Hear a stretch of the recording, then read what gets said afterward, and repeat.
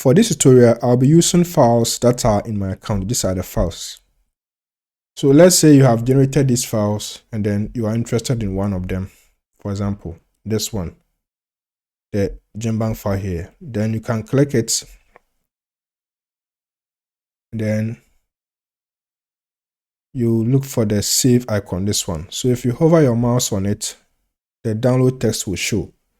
So this is the right button.